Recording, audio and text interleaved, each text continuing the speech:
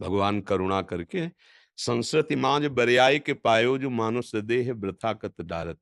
संस्कृति चक्र जो चल रहा है उसे रोक दिया और करुणा करके उस जीव को निकाल करके मनुष्य शरीर प्रदान कर दिया। अब मनुष्य शरीर मिला तो बड़े भाग मानुष तन पावा।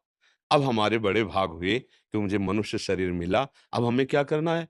बोले साधन धाम मोक्ष कर द्वारा पाई न जे परलोक सम्हारा। सो परत्र दुख पावई सिर धुनि धुनि पछताए काल ही कर्मई ईश्वरी मिथ्या दोष लगाए। जैसे 83,99,999 योनियां हैं, उनमें कोई भी ऐसी एक योनि नहीं है जो कर्म करके उन्नति को प्राप्त हो। वो केवल मनुष्य योनि है और वो भगवान की कृपा से मिली है। दुर्लभो मानुषो देहो, भागवत में आता है। जैसे उन्होंने कहा बड़े भाग मानुष तन, उसमें लिखा दुर्लभो मानुषो देहो। मनुष्य शरीर बड़ा दुर्लभ है। ये किसी कर्म के परिणाम से नहीं मिला है, ये भगवत कृपा से मिला है। अब जैसे हमारे ऐसे कर्म हो जाएं कि हमें पुनः मनुष्य बनना पड़े, अब माना जाएगा। लेकिन जो सर्वप्रथम मनुष्य शरीर हमारा मिला भगवत मार्ग के लिए, वो केवल भगवान की कृपा से मिला। ऐसा अब इस सृष्टि परंपरा में हम कब कब क्या क्या बनते रहे तो भगवान ही जान सकते हैं। कौन कौन से ऐसे कर्म हुए, कौन कौन सा ऐसा परिणाम हुआ, कौन कौन से ऐसे सुकृत हुए, कौन कौन से दुष्कृत हुए, ये सारा हिसाब तो ठाकुर जी के पास है। अपने लोग तो इसका निर्णय नहीं कर सकते, पर इसका निर्णय कर सकते हैं कि भगवान की अब हम पर बड़ी कृपा है। क्या? कि हमें मनुष्य शरीर मिला और साधु समागम मिला और भगवान नाम से परिचय हुआ और अब मुझे भजन करने की रुचि भी मिली।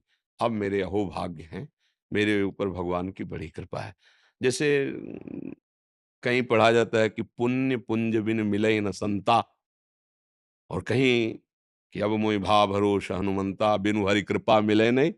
हाँ, तो इसमें पुण्य पुंज बिन मिलई न संता, बिना पुण्य एकत्रित हुए संतों का दर्शन नहीं हो सकता। एक जगह कह रहे कि अब मोहि भाव भरोस हनुमंता बिनु हरि कृपा मिले नहीं संता। दोनों बातों को समझना होगा ना। भक्ति में जो प्रवेश पाए हुए जन हैं, उनको जब महाभागवतों का दर्शन होता है तो भगवान की कृपा का उनको अनुभव होता है। और संसार में शुभ और अशुभ कर्म करने वाले, कभी पुण्य कभी पाप, ये दो ही प्रकार की प्रवृत्तियां होती हैं।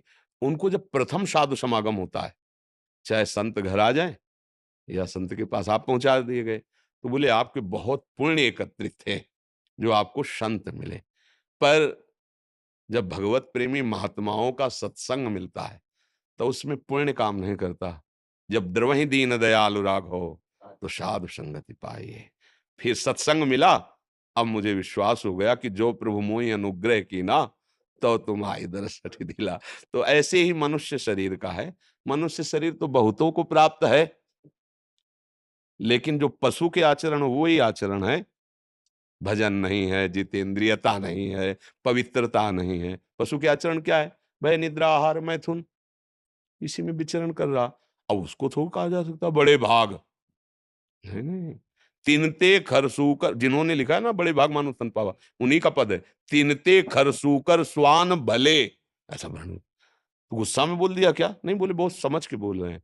क्योंकि गधा सुअर कुत्ता अपने कर्मों को भोग कर ऊपर उठेगा और ये ऊपर आकर मनुष्य शरीर में ऐसे आचरण कर रहा है कि नरक जाएगा, नीचे गिरेगा। तो वो अच्छे रहुए ना, क्योंकि वो ऊपर की तरफ उठेंगे, ये ऊपर से नीचे गिर रहा है।